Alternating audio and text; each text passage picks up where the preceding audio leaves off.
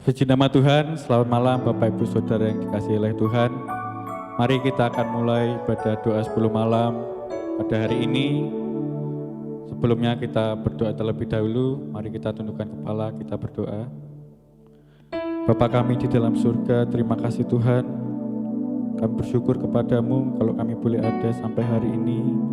Kami masih boleh sehat, kuat, ini semua karena kasih anugerah-Mu, pemeliharaanmu yang sempurna atas hidup kami. Kami bangga memiliki Allah seperti-Mu, Allah yang setia, Allah yang tak pernah meninggalkan kami. Sebentar kami akan mulai ibadah ini, kiranya Tuhan berkati ibadah ini dari awal, pertengahan hingga akhir. Biarlah nama-Mu saja Tuhan yang kami tinggikan, kami muliakan. Terima kasih Bapa, kami siap memuji memuliakan nama-Mu hanya di dalam nama Tuhan Yesus. Haleluya. Amin. Mari kita angkat pujian. Peganglah tanganku Roh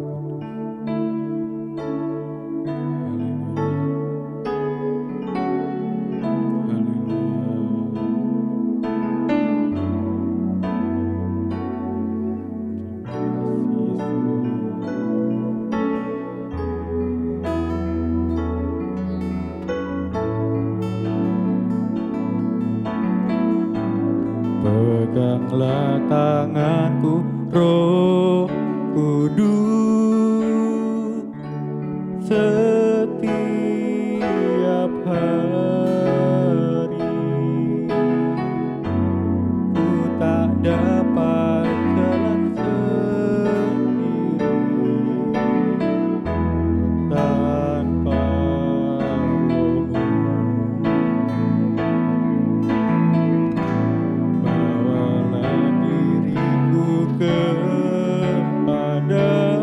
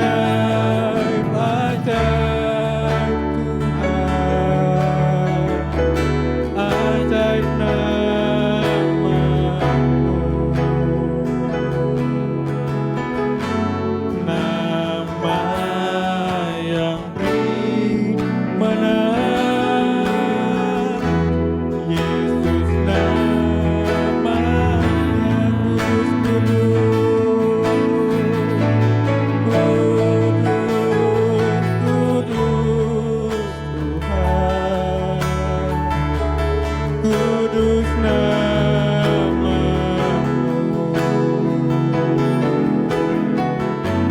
ku beri syukur dan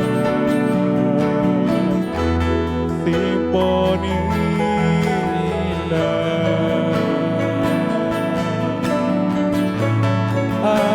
Ajaib, ajaib Tuhan, ajaib namamu,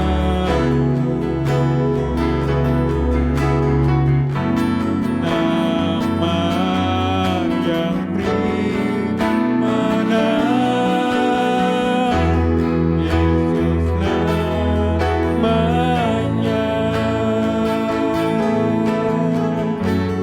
Nama yang beri menang, Yesus namanya. Mari kita sembah Dia.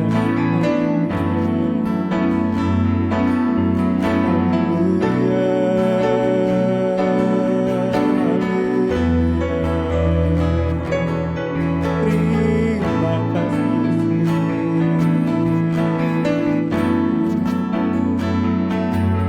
Haleluya, kami sembah, kami angkat pujian kami, segala pujian, segala hormat, segala kemuliaan. Haleluya,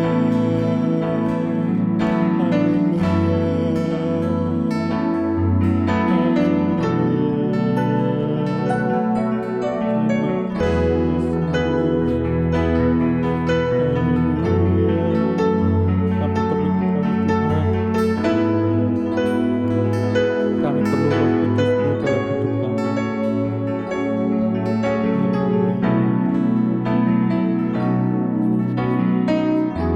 Bagaikan tanah kering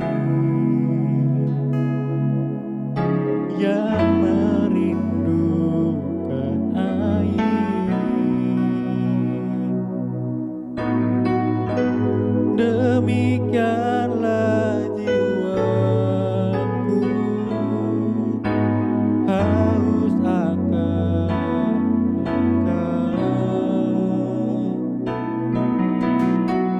Ku rindu selalu hadir-Mu di hidupku,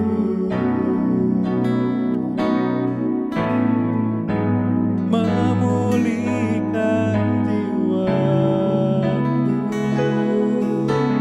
hapuskan air mataku, mengalirlah kuasa Roh Kudus, mengalirlah di tempat ini, mengalirlah, oh Roh Kudus, pulihkan aku. Kita angkat pujian itu lagi. Bagaikan tanah kering, bagaikan tanah kering yang merindukan air, demikianlah jiwaku haus akan Engkau. Ku rindu selalu hadir-Mu di hidupku, memulihkan jiwaku, hapuskan air mataku, mengalirlah, mengalirlah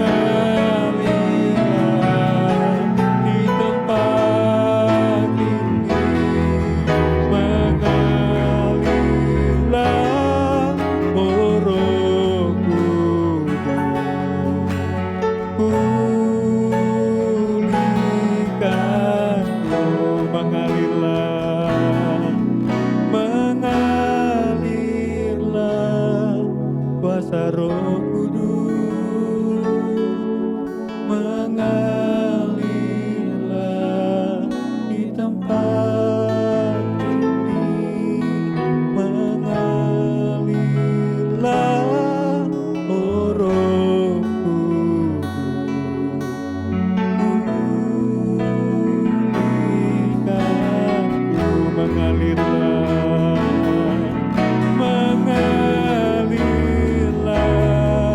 kuasa Roh Kudus, mengalirlah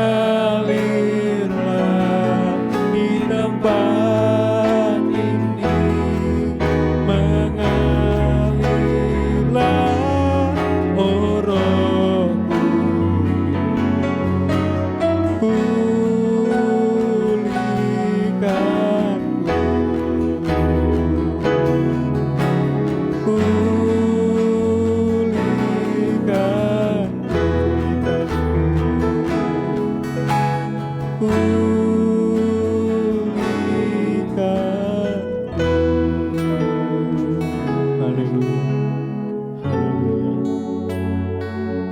segala pujian, segala hormat, segala kemuliaan hanya bagi-Mu Tuhan.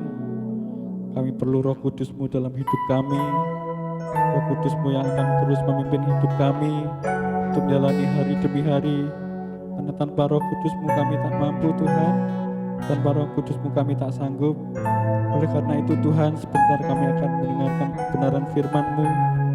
Berkati hamba-Mu, rapi hamba-Mu Tuhan, agar firman yang disampaikan boleh menjadi kekuatan dalam hidup kami, boleh menjadi rema dalam hidup kami, dan kami boleh melakukan kehendak-Mu dalam hidup kami. Terima kasih Bapa, kami sambut firman-Mu hanya di dalam nama Tuhan Yesus. Haleluya, amin.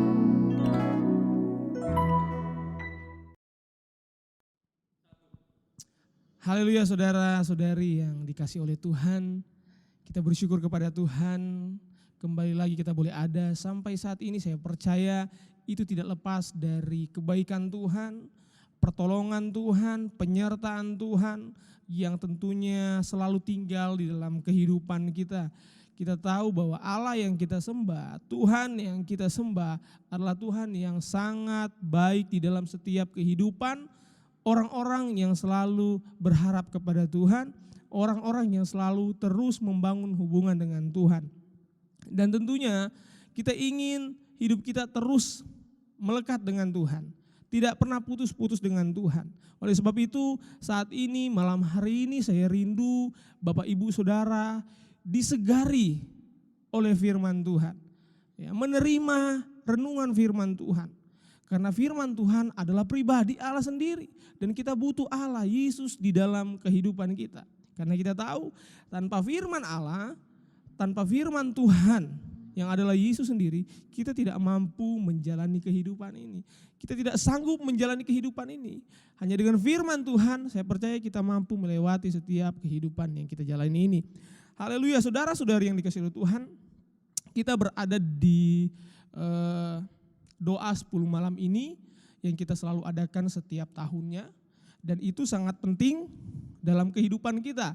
Bagaimana doa 10 malam ini kita selalu membangun hubungan yang terus dekat dengan Tuhan. Dan malam hari ini saya rindu membawakan kebenaran firman Tuhan yang tentunya terdapat di dalam Kisah Para Rasul pasal yang pertama, ayat yang pertama saya bacakan sampai ayat yang ke-11. Saudara menyimak kebenaran firman Allah ini, Kisah Para Rasul pasal yang pertama, ayat yang pertama sampai ayat yang ke-11. Firman Tuhan berkata, Roh Kudus dijanjikan.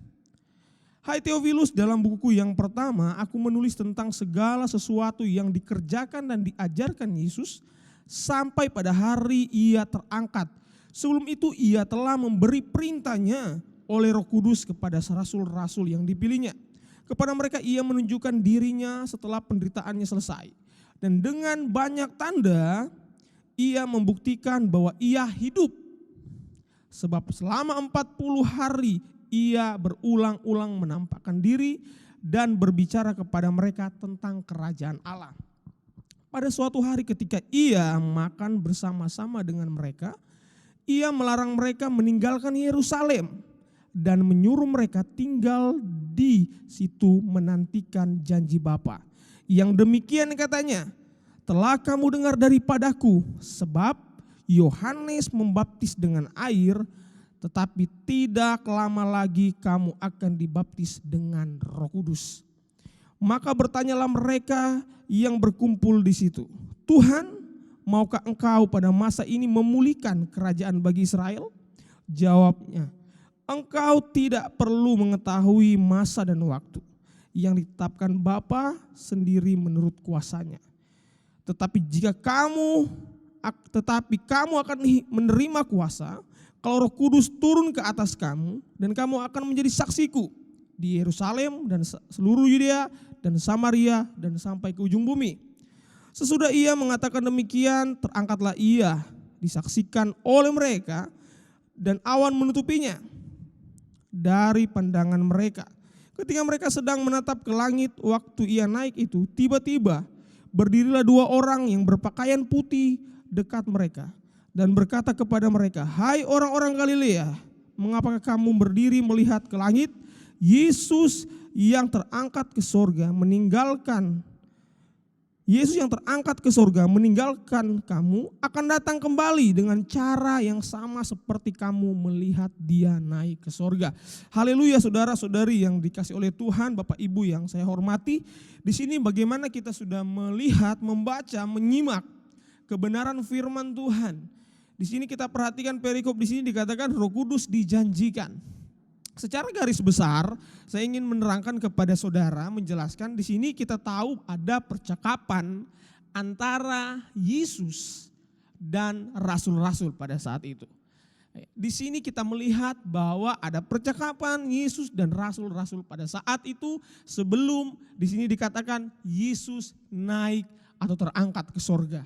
Nah, saudara perhatikan, ada satu hal yang luar biasa, bagaimana Yesus dan rasul-rasul pada saat itu berkumpul. Mereka berkumpul, berbicara, tentu dengan hal-hal yang baik, hal-hal yang positif, sesuai dengan apa yang Tuhan mau, yang Tuhan kehendaki. Saudara perhatikan di sini, dikatakan dalam ayat yang ketiga, di sini firman Tuhan katakan, kepada mereka ia menunjukkan dirinya setelah penderitaannya selesai, dan dengan banyak tanda ia membuktikan bahwa ia hidup. Itu suatu kesaksian yang nyata bahwa Yesus hidup. Yang kedua di sini dikatakan sebab selama 40 hari ia berulang-ulang menampakkan diri dan berbicara kepada mereka tentang kerajaan Allah. Berbicara tentang kerajaan Allah, artinya tentang keselamatan, tentang kesukaan yang besar, tentang hal-hal yang luar biasa yang berasal daripada Tuhan. Itu yang didengar oleh rasul-rasul pada saat itu. Satu hal yang luar biasa, bagaimana rasul-rasul berada bersama dengan Yesus, mendengarkan tentang kerajaan Allah sebelum menerima janji Bapa. Oleh sebab itu Tuhan katakan, jangan dulu engkau meninggalkan Yerusalem. Saudara perhatikan di sini. Yesus mengatakan kepada rasul-rasul, jangan dulu engkau meninggalkan Yerusalem sebelum engkau menerima janji Bapa. Apa itu? Janji Bapa yang Tuhan janjikan pada saat itu kepada rasul-rasul. Ayat yang ke-8 di sini berkata, tetapi kamu akan menerima kuasa kalau Roh Kudus turun ke atas kamu, dan kamu akan menjadi saksiku di Yerusalem dan di seluruh Yudea dan Samaria dan sampai ke ujung bumi. Suatu hal yang luar biasa. Di sini Tuhan katakan, kamu akan menjadi saksiku di Yerusalem, Samaria, seluruh Yudea dan sampai ke ujung bumi. Menjadi saksi Tuhan sampai ke ujung bumi. Tentunya menjadi saksi Tuhan bukan kita mengandalkan kemampuan, kekuatan kita sendiri, tidak. Tetapi firman Tuhan yang hidup di sini katakan bahwa Tuhan akan memberikan seorang penolong. Janji Bapa, yaitu Roh Kudus. Roh Kudus, kamu akan menjadi saksiku jikalau Roh Kudus turun ke atas kamu. Haleluya, saudara-saudari yang dikasih oleh Tuhan. Satu kebanggaan tersendiri buat kita orang percaya, buat kita anak-anak Tuhan yang setia dan selalu berharap kepada Tuhan. Nah, di sini saya mencatat bahwa mengapa Roh Kudus itu datang? Mengapa Roh Kudus itu ada di dunia ini untuk kita. Ya. Karena Roh Kudus ada untuk kita dan tinggal dalam hidup kita. Tujuannya adalah supaya Bapa Tuhan itu dimuliakan. Ketika dia naik ke surga, janji Bapa yaitu Roh Kudus tinggal dalam hidup kita. Supaya apa? Yesus itu tetap dimuliakan. Yesus Tuhan yang kita sembah tetap hidup di dalam kehidupan kita. Dalam Yohanes pasal yang ke-16 dikatakan seperti ini, saudara. Saya bacakan dalam Yohanes, Injil Yohanes pasal yang ke-16 ayat yang ke-14. Firman Tuhan berkata, Ia akan memuliakan aku, yaitu Yesus, sebab Ia akan memberitakan kepadamu apa yang diterimanya daripadaku. Ya, itu pesan daripada Tuhan ya, lewat Roh Kudus ketika Tuhan menjanjikan kepada manusia atau kepada rasul-rasul pada saat itu. Tujuannya adalah supaya Tuhan atau Bapa Allah yang kita sembah itu dimuliakan. Roh Kudus tinggal dalam kehidupan kita, ya, menggambarkan bahwa Yesus itu ada juga di dalam hidup kita. Tinggal di dalam hidup kita. Karena apa? Karena Roh Kudus itu yang akan menuntun, mengajar, memimpin hidup kita. Ya, di dalam Injil Yohanes masih pada pasal yang sama, tetapi kalau kita mundur ayat yang ke-13, di situ dikatakan, tetapi apabila Ia datang, yaitu Roh kebenaran, Ia akan memimpin kamu ke dalam seluruh kebenaran. Sebab Ia tidak akan berkata-kata dari dirinya sendiri, tetapi segala sesuatu yang didengarnya, itulah yang akan dikatakannya, dan Ia akan memberitakan kepadamu hal-hal yang akan datang. Jelas, saudara. Dia akan memimpin kamu ke dalam seluruh kebenaran. Ya. Memimpin kita dalam kebenaran. Tetap ada di jalannya Tuhan. Itu janji Bapa, Roh Kudus yang berasal dari Bapa. Yang Tuhan mau harus tinggal dalam kehidupan kita. Sehingga apa? Kalau Roh Kudus tinggal dalam kehidupan kita. Sehingga kita tetap ada di dalam kebenarannya Tuhan. Tidak tinggal di dalam kegelapan, tetap di dalam terang cahaya ilahinya Tuhan. Itu yang Tuhan mau. Sehingga apa? Ya, nama Yesus itu tetap tinggal di dalam kehidupan kita, dilihat orang dari setiap kehidupan kita. Ada pribadi Yesus. Karena setiap perbuatan, tindakan yang kita lakukan itu disertai oleh pimpinan Roh Kudus di dalamnya. Ya. Makanya ada firman Tuhan berkata di dalam Yohanes pasal yang ke-14, ya, masih dalam Injil Yohanes pasal yang ke-14, saya bacakan. Ya. Injil Yohanes pasal yang ke-14. Saya bacakan ayat yang ke-6. Di sini dikatakan firman Tuhan berkata, kata Yesus kepadanya, Akulah jalan dan kebenaran dan hidup. Tidak ada seorang pun yang datang kepada Bapa kalau tidak melalui aku. Ya, Yesus adalah jalan, kebenaran dan hidup. Tidak ada seorang pun yang datang kepada Bapa kalau tidak melalui aku, kalau tidak melalui Yesus. Tujuan Roh Kudus ada dalam hidup kita, datang di dunia sebagai penolong untuk dimuliakan. Ya, bagaimana Yesus Kristus dimuliakan? Supaya hidup kita bisa sampai kepada Bapa. Ya, tidak ada seorang pun yang bisa kepada Bapa, menuju kepada Bapa, menuju kepada kesorgaan yang kekal kalau tidak melalui jalan, yaitu Yesus yang sebagai penolong, jaminan kehidupan orang percaya. Haleluya, saudara. Ya, jadi penting sekali Roh Kudus itu tinggal dalam hidup kita. Karena Yesus juga berkata ketika Yesus datang, Dia mencari yang hilang, Dia mencari yang tersesat. Itu di dalam Injil Lukas pasal 19 ayat 10.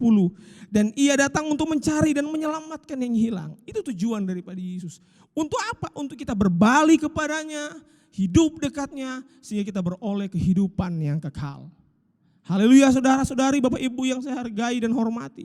Jadi mari kembali kita merespek, memperbaiki, membenahi diri kita lagi. Untuk apa? Untuk kita bisa jadi sama seperti apa yang Tuhan mau, seperti apa yang Tuhan kehendaki, sehingga kita berkenan di hadapannya. Amin saudara, berkenan di hadapan Tuhan. Berkenan di hadapan Tuhan. Dan sekarang yang jadi pertanyaannya adalah, bagaimana Roh Kudus itu ada dan bisa tinggal di dalam hidup kita. Itu yang jadi pertanyaan saudara. Bagaimana Roh Kudus itu bisa ada? Dia bisa menjadi pemimpin, bisa menjadi pembimbing, bisa menjadi penghibur, bisa menjadi penolong, bisa mengajar hidup kita. Itu bagaimana caranya dia bisa ada? Itu yang jadi pertanyaannya.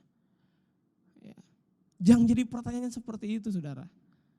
Kita tidak mungkin menerima Roh Kudus itu secara instan. Saya percaya Yesus, saya beribadah ke gereja, saya bisa terima Roh Kudus.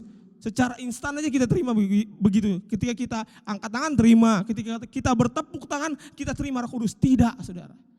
Roh Kudus adalah roh yang kudus, suci adanya. Roh yang daripada Tuhan. Tentu kalau berbicara tentang kudus dan suci, berarti hidup kita pun harus seperti itu.